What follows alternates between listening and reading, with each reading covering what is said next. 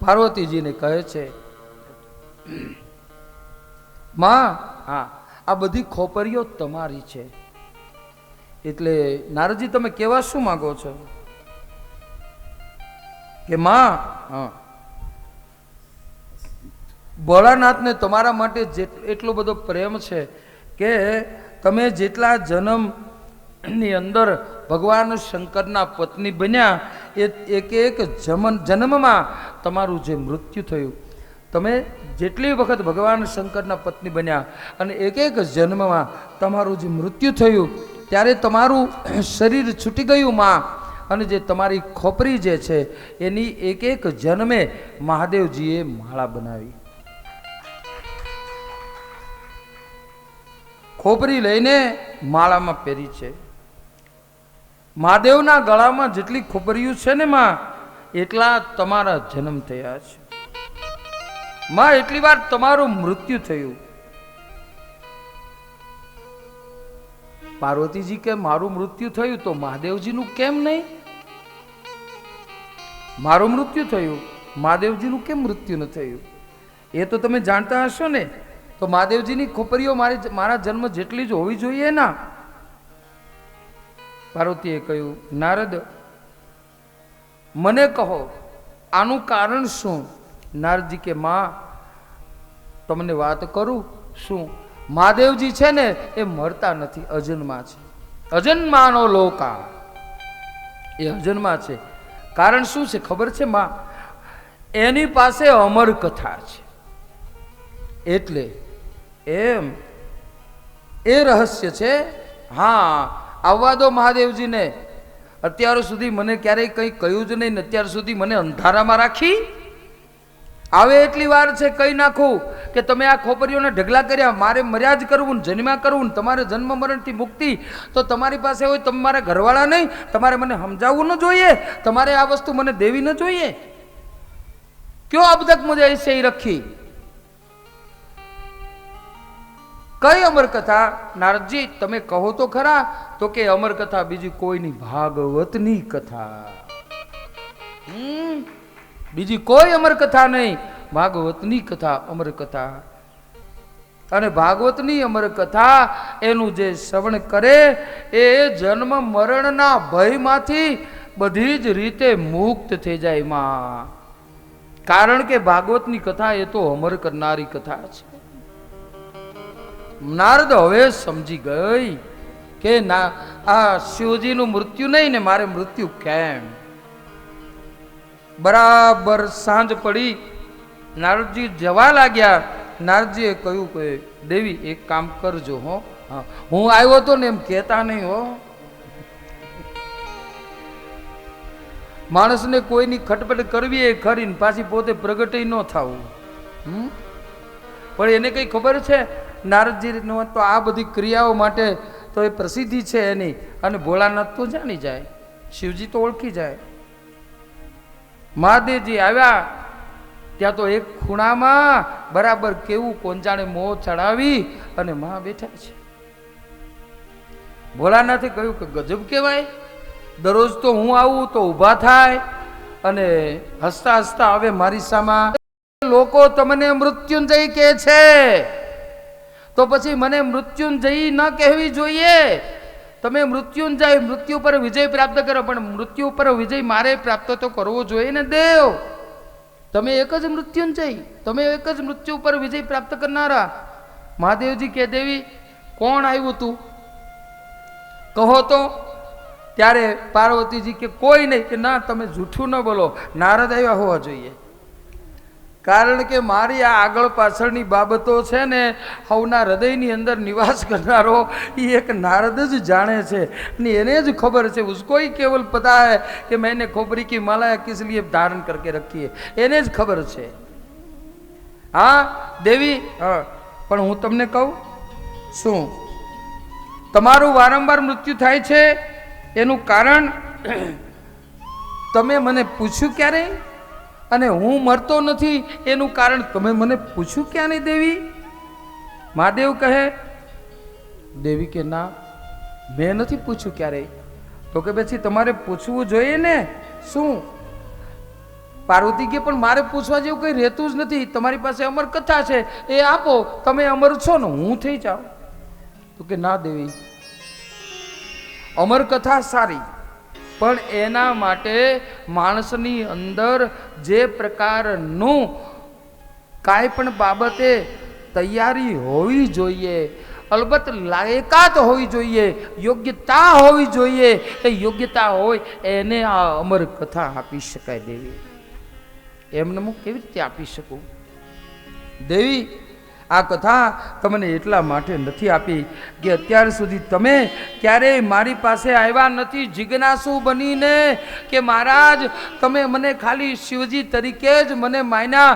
અત્યાર સુધીની અંદર જે લોકો દેવાધિદેવ કહે છે એ દેવાધિદેવ તરીકે લોકોએ મને માન્યો, પણ ક્યારે તમે મને દેવાધિદેવ તરીકે માન્યો? મને ખાલી ભોળિયો કે શંકર કે પતિદેવ એમ જ માન્યા. મને ક્યારેય દેવાધિદેવ માન્યો? તો ક્યારેય મને પૂછ્યું પણ ખરું કે હું દેવાધિદેવ શું કામ કહેવાઉં છું? હા દેવી, આજ ચોખવટ કરું છું કે હું દેવાધિદેવ એટલા માટે કહેવાઉં છું કે મારે જન્મ મરણથી દૂરી છે અને હું અજર અમર પદ આપનારી એવી ભગવાનની ભાગવત કથા જાણું છું અને એ કથા મેં સંગ્રહીને રાખી છે. દેવી કોઈ જિજ્ઞાસુ પૂર્વ પ્રેમી ભગત ન મળે ત્યાં સુધી હું ન આપી શકું.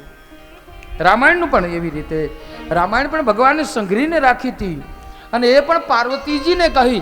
ખરેખર તો તમને કહું, આપણે આ ભાગવત સાંભળી રહ્યા છીએ, પછી રામકથા સાંભળીએ, આ બધા માટે ખરેખર ઉપકાર તો પાર્વતીજીનો માનવો જોઈએ. હો, રામાયણ માટે કહ્યું છે, રચી મહેશ નિજ માનસ રાખા, મહેશ નિજ માનસ રાખા, રચી મહેશ નિજ માનસ રાખા,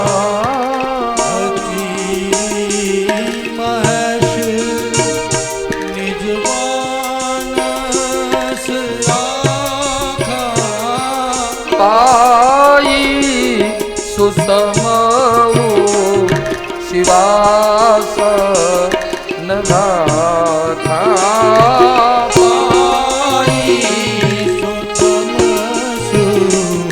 શિવાસ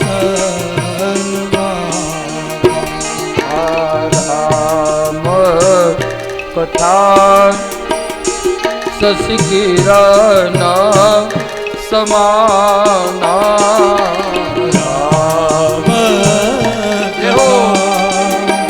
શશિકિરણ સમાના, રામ કથા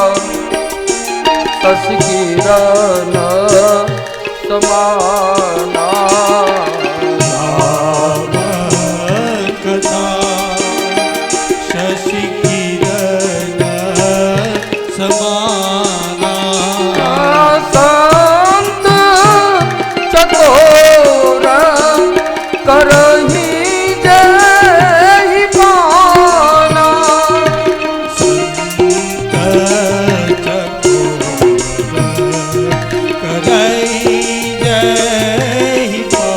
ભગવાનની કોઈ પણ કથા લ્યો એનું સાચું પાન કોણ કરી શકે? સંત હૃદય, નિર્મળ મન, હા, અને ચકોર પક્ષી જેવા કે જે ભગવાનને ચંદ્રમાના સ્વરૂપની અંદર વાલી જોઈ શકે. હે દેવી, અત્યાર સુધી તમે મને પૂછ્યું જ નહીં અને કોઈ જ્યાં સુધી ભગત પૂછે નહીં ત્યાં સુધી ભગવાનની કથા કેવી કેમ? દેવી, કોઈની જિજ્ઞાસા હોવી જોઈએ. મહાદેવજી કહે, દેવી ચાલો. એના માટે મેં એક ગુહા નક્કી કરી છે અને ગુફામાં મહાદેવજી આવ્યા ભવાની સતી પાર્વતીને લઈને અને પોતાના ગણોને કહ્યું કે તાલીનો નાદ કરો, ક્યાંય કોઈ પણ પ્રકારનો જીવ, કોઈ આત્મા અહીંયા રહેવો ન જોઈએ. મારે એક દિવ્ય કથા તમારા માતુશ્રીને કહેવાની છે. કોઈ અહીંયા રહેવો ન જોઈએ. બરાબર કથા શરૂ થતા પહેલા શૃંગી ભૃંગીએ તાળીઓના નાદ કર્યા. એનો અવાજ એવો હતો, એ અવાજમાં બધા પશુ પક્ષીઓ જતા રહ્યા. પણ પોપટે મૂકેલું તાજું ઈંડું એ પડ્યું રહ્યું. કબૂતરના 2 ઈંડા પડ્યા રહ્યા. આ બાજુ શિવજી કથાનો પ્રારંભ કરે એ પહેલા ગૌલોક ધામની અંદર ભગવાન કૃષ્ણએ રાધિકાજીને કહ્યું, રાધે, હા, જલ્દીથી સુખદેવને કહો, જલ્દીથી, એ મારો એ ભગત છે, સુખદેવજીને કહો જલ્દીથી એ જે જગ્યાએ પોપટનું ઈંડું છે એની અંદર જઈ પ્રવેશ કરે, અંદર પ્રવેશ કરે અને મારી કથા સાંભળે. કારણ કે ભવાની સતીને આ કથા સંભળાવી દે શિવજી, પછી ફરી ક્યારેય કથા કરવાના નથી. જિંદગીમાં પહેલી વખત આ કથા ભવાની માટે શિવજી કરે છે ભાગવતની, અને બીજી વખત કરે ન કરે કંઈ નક્કી નથી. સુખદેવજીને કહો આખી કથા સાંભળે અને મારા પ્રત્યેક પ્રેમી ભક્તોને એ કથા જઈને પીરસે. પોપટના ઈંડાની અંદર આવ્યા છે. કથા શરૂ થઈ 1 દિન, 2 દિન, 3 દિન, 4 દિન, એમ કરતા કરતા કથાનું શ્રવણ કરતા કરતા જ્યારે 1 દિવસ બાકી રહ્યો, પાર્વતીને ઊંઘ આવી ગઈ. ઊંઘી ગયા પાર્વતી. મહાદેવજી કથા કહે. કથા કહેતા કહેતા મહાદેવજીને તો ખબર નહીં, એ તો કથા રસમાં ડૂબી ગયા. અને ખરેખર સાચી વાત છે, વક્તાને ભગવાનની કથામાં પ્રેમ હોવો જોઈએ, તો જ એ કથા કરે અને પ્રભુ પ્રસન્ન થાય. એમાં પ્રેમ હોવો જોઈએ. એકદમ સુખદેવજી મહારાજ પોપટના ઈંડાના સ્વરૂપની અંદર કથા શ્રવણ કરી રહ્યા છે. પાર્વતીજીએ જ્યાં થોડાક દિવસો, 1 દિવસ બાકી રહ્યો, પાર્વતીજીને કથા રસમાં ડૂબી ગયા. શિવજીને સમાધિ લાગી અને પાર્વતીજીને ઊંઘ આવવા લાગી. કારણ આ શીતળતા આપનારી કથા છે, મનને શાંતિ આપનારી કથા છે. અને વાત એ સાચી છે, જગતની અંદર હું કે તમે જગતમાં ગમે ત્યાં ગમે એટલા અશાંત હોઈએ ને, પણ કથાની અંદર આપણે બેસશું ને એટલે આપણી અશાંતિ તો પહેલાં દૂર થઈ જાય, આપણને શાંતિ મળે છે. અને વાત એ સાચી કે આખો દી ઘરે રહીએ કે બીજા કોઈ કામ ધંધા કે નોકરીમાં રહીએ અને જે મુશ્કેલીઓ આવે એનાથી આપણને અશાંતિ હોય, અને એ અશાંતિ કથામાં આવીએ ને એટલે સૌથી પહેલાં તો મનનો થાક ઉતરી જાય, અને મનનો થાક ઉતરી જાય એટલે ઊંઘ આવવાની. ઘણા ખરા લોકો એવા હોય કે કથામાં આવ્યા પછી ઊંઘ આવી જાય, ઊંઘી જાય. કારણ કે આ સ્થળ એવું છે, અહીંયા કોઈ પણ પ્રકારનું, અને ભગવાને કહ્યું છે ને કે જ્યાં જ્યાં મારી કથા હશે ત્યાં મારો નિવાસ રહેશે, ભગવાને કહ્યું છે. આમ ઊંઘ આવી ગઈ, અને ઊંઘ આવી અને જ્યાં શિવજીની થોડીક ક્ષણોમાં સમાધિ છૂટી, જોયું તો પાર્વતીજી તો ઊંઘે છે. પાર્વતીજીને ઊંઘતા જોયા એટલે પાર્વતીજીને ઉઠાડ્યા. દેવી ઉઠો ઉઠો, કથા પૂરી થઈ ગઈ. અને પાર્વતીને ઉઠાડ્યા એ જ વખતે ઈંડામાંથી પ્રકાશ પ્રાપ્ત થયો, અને એમાંથી ફડફડાટ પાંખો લઈ અને સુખદેવજી પોપટના સ્વરૂપમાં ઉડી ગયા. નારદજીએ જોયું કે આ દ્રશ્ય બહુ સારું છે, પણ અત્યારે જવાય નહીં, કારણ કે મૂળમાં હું હતો. ભોળાનાથે એકદમ પોતે ત્રિશુલ હાથમાં લીધું અને દોડ્યા. પાર્વતીજી રોકે, ક્યાં જાઓ છો? કે અત્યારે પૂછો માં, આ મારી કથા સાંભળી ગયો, અજર અમર થઈ ગયો. તો કે તમે જ કહેતા હતા કે દેવી તમે અમર થઈ ગયા, અને મારી કથા સાંભળે બધા અજર અમર થઈ જાય, તો એ અમર થઈ ગયા, હવે શું કરશો મારીને? હા, હવે નહીં મરે. અને આવ્યા એક શ્વાસોશ્વાસની ક્રિયામાં વ્યાસના પત્ની અરણીના મુખમાંથી ગર્ભમાં પ્રવેશ કરી ગયા. સુખદેવજી મહારાજ 16 વર્ષ સુધી ગર્ભમાં રહ્યા, જન્મ લેતા નથી. બરાબર એ જ વખતે જય અને વ્યાસ નારાયણે ભગવાનને વિનંતી કરી કે પ્રભુ કંઈક કરો, વિનંતી કરી. દ્વારિકાધીશે કહ્યું કે ચિંતા ન કરો, હું અરણીજીના ઉદરમાં આવું છું. દ્વારકાધીશ સ્વયં કૃષ્ણ અરણીજીના ઉદરમાં આવ્યા અને સુખદેવજીને સમજાવ્યા, અંદર આવીને સમજાવ્યા. ભગવાને આખું ભાગવત સાંભળો, 2 જ જગ્યાએ ભગવાનને જરૂર પડી ત્યાં કોઈના ગર્ભમાં પ્રવેશ કર્યો, એક અરણીજીના અને બીજા પરીક્ષિતને બચાવવા માટે ઉત્તરાના ગર્ભમાં. 2 જગ્યાએ ભગવાન ગર્ભમાં આવ્યા છે. હા, એટલે એક નામ તો એનું વિષ્ણુ સહસ્ત્રની અંદર ગર્ભસ્થાય એવું કંઈક લખ્યું છે. તો ભગવાન નારાયણ જે આવે ત્યાં તો સુખદેવજી મહારાજને પછી તો મારું આપણું તો શિવજીથી કંઈ રહ્યું જ નહીં, કારણ કે આખી કથા જ જુદી થઈ ગઈ. અને પછી સુખદેવજી મહારાજને ભગવાને સમજાવ્યા. વ્યાસજીને સુખદેવજી કહેતા હતા કે મારે સંસારમાં પડવું નથી અને એટલે જન્મ લેતા નહોતા, પણ ભગવાને સમજાવ્યા. જન્મ લીધા પછી સુખદેવજી મહારાજ નીકળી ગયા છે, પાછળ વ્યાસજી દોડ્યા છે, એને રોક્યા છે. અને સુખદેવજી રોકાયા ખરા, પણ જ્યાં સુખદેવજી મહારાજને યજ્ઞોપવિત આપવામાં આવી છે, યજ્ઞોપવિત ફેંકી દીધી અને પોતે દોડાદોડ થવા લાગ્યા. ત્યારે ભગવાન વ્યાસ કહે, બેટા કેમ? તો કે મેં તમને વાત કરી હતી કે કોઈ પણ પ્રકારની સાંસારિક ક્રિયાઓમાં હું નહીં પડું. તમે આજ જનોઈ દીધી, કાલ સવારે તમે મને પરણાવી દો તો મારે શું કરવું? માટે હું નહીં રહું. અને વ્યાસજી ખૂબ વિચાર્યું, છતાં પણ સુખદેવજી મહારાજ ત્યાં રહ્યા નહીં અને તપ કરવા માટે નીકળી ગયા છે. ભગવાનની કથા, પ્રભુની કથા એ દિવ્ય કથા છે, તમામ પ્રકારના સંકટોને હરનારી છે. ભાગવતની કથાનો મહિમા ગાતા આગળ લખ્યું છે કે ભાગવતની કથાનો મહિમા કેવડો છે કે નારદજી સંપૂર્ણ પૃથ્વી લોકની અંદર બધા તીર્થોની અંદર ફર્યા અને ફરતા ફરતા હરિક્ષેત્ર, કુરુક્ષેત્ર, શ્રીરંગમ સેતુબંધનમ બધે જ ફર્યા. નારદજી ફરતા ફરતા બધે તપાસ કરી, પણ સત્યમ નાસ્તિ તપઃ શૌચમ દયાદાનમ ન વિદ્યતે ઉદરમ ભરીણા જીવા વરાકા કૂટભાષિણ. ક્યાંય સત્ય નથી, ક્યાંય દયા નથી, ક્યાંય તપ નથી, ક્યાંય પવિત્રતા નથી. લોકોની આ બધી વસ્તુનો નાશ થઈ ગયો લોકોમાંથી. નારદજીએ જોયું એટલે છેલ્લે વૃંદાવનમાં આવ્યા છે. વૃંદાવનમાં આવ્યા તો એમને એક યુવાન સ્ત્રી મળ્યા. બંને પુત્રો સૂતા હતા. ભગવાન નારદને નહોતી ખબર આ એના દીકરા છે, પણ સૂતા હતા એ વૃદ્ધો હતા. નારદજી એની બાજુમાંથી નીકળ્યા. ભોભો સાધો ક્ષણમ તિષ્ઠ મત ચિંતા અભિનાશય. મારી ચિંતાનો નાશ કરો હે સાધુ, આપ કોણ છો? ત્યારે કહ્યું કે તમે કોણ છો? કે અહમ ભક્તિ રીતિ ખ્યાતા, મારું નામ ભક્તિ છે.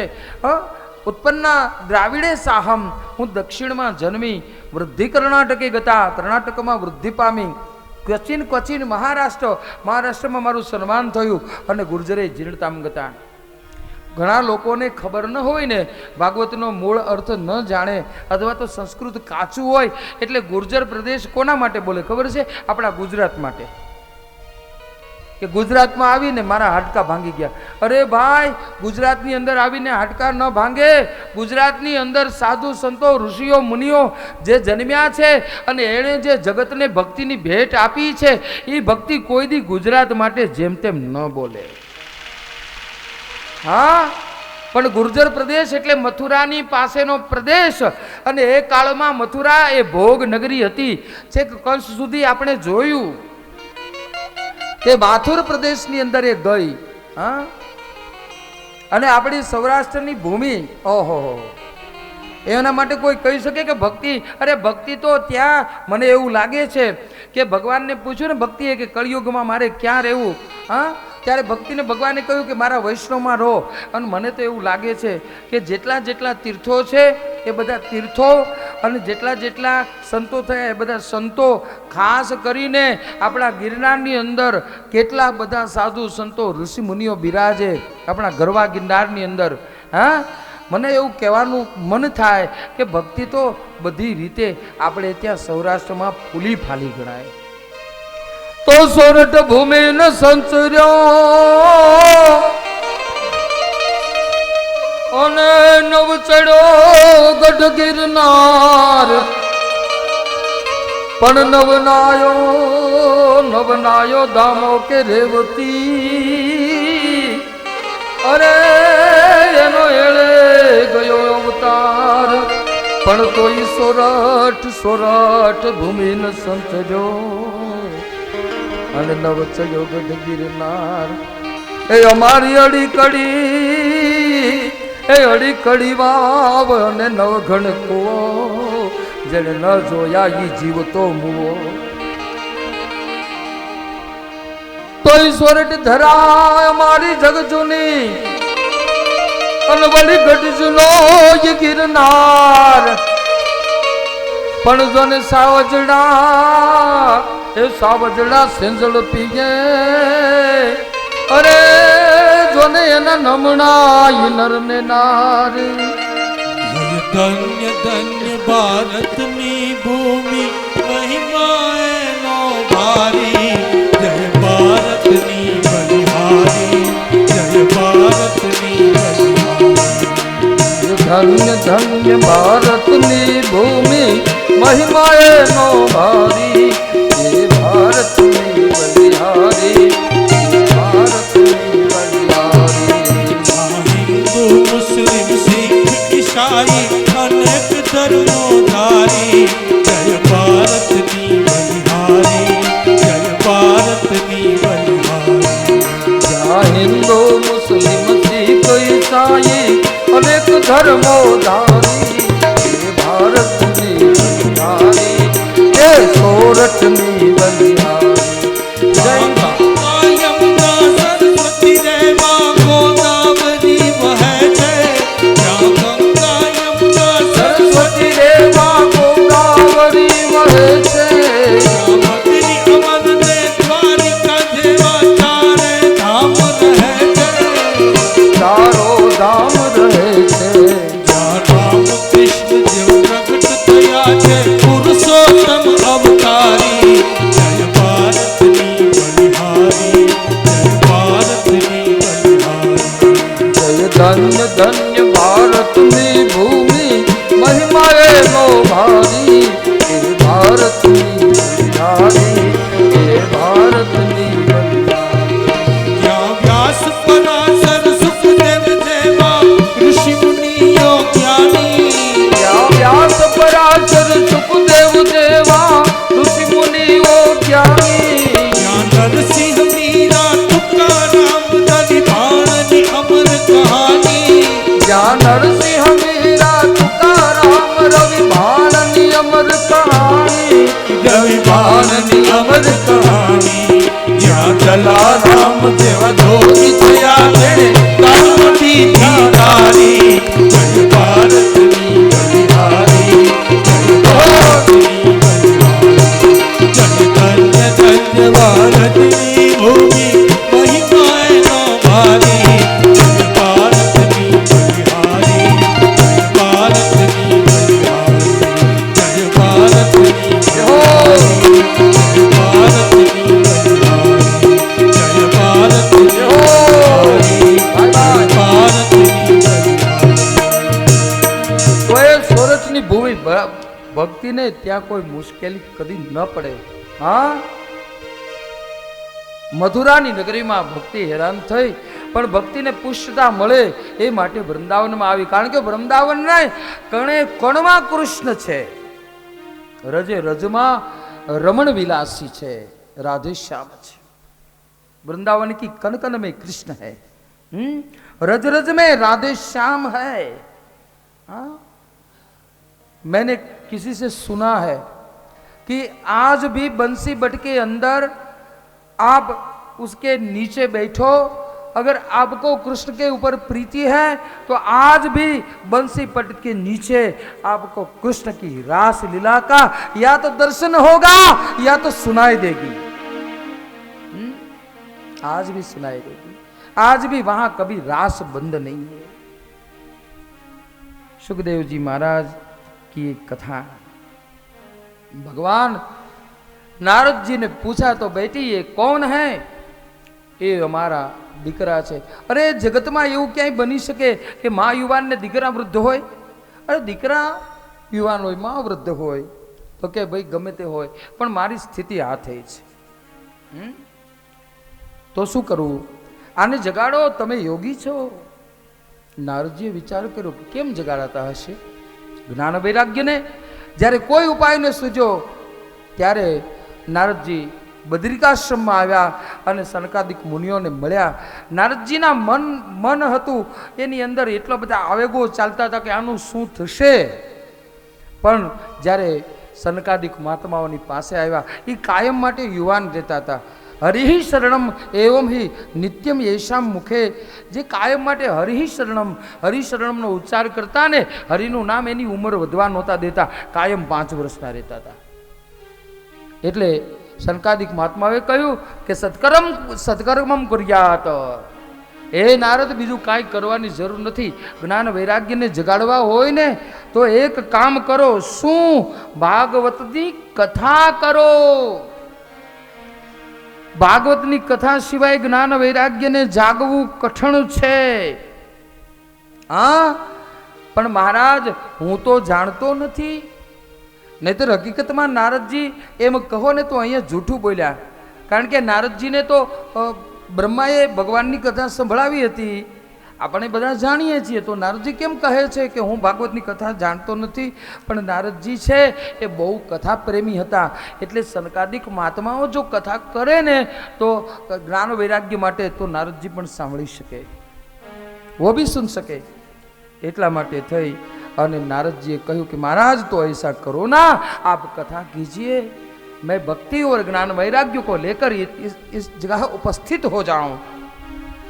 અને જ્યારે આવું કહ્યું નારદજી પ્રસન્ન થયા અને ભક્તિ જ્ઞાન વૈરાગ્યને સાથે લઈ અને આ ગંગા કિનારા ઉપર જે આપણે કથા કરી રહ્યા છે એ ભાગવતી વાર્તા દેવાણામ અતિ દુર્લભમ, દેવોને પણ દેવાનામ અતિ દુર્લભમ, દેવોને દુર્લભ એવી ભાગવત કથા બદ્રિકાશ્રમની અંદર મહારાજ સનકાદિક મહાત્માઓ ભાઈઓએ સંભળાવી, ભક્તિએ સાંભળી, જ્ઞાન વૈરાગ્ય જાગૃત થયા, જે જે કાર થયો. ભગવાન નારાયણ આવ્યા, ભક્તિને આશીર્વાદ આપ્યા. ભક્તિએ કહ્યું પ્રભુ આ મારા દીકરા તો જ્ઞાન વૈરાગ્ય તો જાગૃત થઈ ગયા. મહારાજ હવે એક વાત પૂછવી છે. શું? પ્રભુ કળિયુગમાં મારે ક્યાં રહેવું? તો કહે કે મારા પ્રેમી વૈષ્ણવોમાં નિવાસ કરો. પ્રભુ કળિયુગમાં આપનો નિવાસ ક્યાં? મારે આપને ક્યાં મળવું કે મારું સંપૂર્ણ ઐશ્વર્ય તેજ હું ભાગવતજીમાં પધરાવું છું. ભાગવતની પૂજા, ઉપાસના, દર્શન, ભેટ એ સ્વયં મારી ભેટ છે, પૂજા છે, ઉપાસના, ભક્તિ. મને મળવાની ઈચ્છા થાય, જ્યાં પણ ભાગવત કથા થતી હોય ત્યાં જજે, મને વંદન કરીશ. હું તારા વંદન હું સ્વીકારીશ. પ્રભુ એક વાત બીજી માગું. શું? પ્રભુ અહીંયા જે મારી આ દીકરાને જગાડવા માટે કથા થતી હતી અને આપ પધાર્યા, પ્રભુ એક વચન આપો કે કળિયુગ હોય, દ્વાપર, સતયુગ કે ત્રેતા, કોઈ પણ યુગ ચાલતો હોય પ્રભુ, જ્યાં આપની કથા થતી હોય ત્યાં આપે નિવાસ કરવો. ભગવાન કહે તથાસ્તુ. બસ ત્યારથી ભાગવતની કથા જ્યાં જ્યાં થતી હોય એ કથામાં ભગવાન નારાયણનો વાસ છે. એટલે આપણે બધા ઘણા બધા પ્રકારના કષ્ટોથી દૂર રહીએ છીએ. तो कष्ट विदारिणी यह कथा गंगा के किनारे पर मेरे सभी चित्रोड़ा डाक परिवार यजमान के पितरों की मुक्ति के लिए आज, वैसे तो पहला दिन माना गया है, फिर भी दूसरा दिन कहो चलेगा, 2 मिनट के लिए केवल मेरे हनुमान जी महाराज, क्योंकि महात्मय पूरा हो जाएगा. दोपहर को थोड़ी बहुत कथा है महात्मय की. महात्मयની કથા પૂરી થશે અને હનુમાનજી મહારાજને બપોર પછી આપણે આવાહન કરવાનું છે. એકવાર એ પહેલાં કથાના સાચા પ્રેમી એવા ભગવાન હનુમાનજીને ખૂબ ભાવથી અને પ્રેમથી યાદ કરીએ. બોલીએ કષ્ટભંજન હનુમાનજી મહારાજ કી. આજ કલયુગમાં પરિચા પૂરે હનુમાનજી, કષ્ટભંજન દેવ સત્ય છે. અરે આજ કળિયુગમાં પરચા.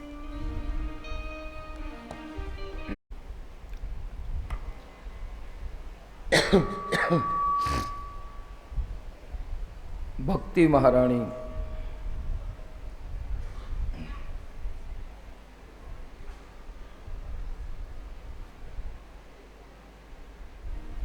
ભગવાને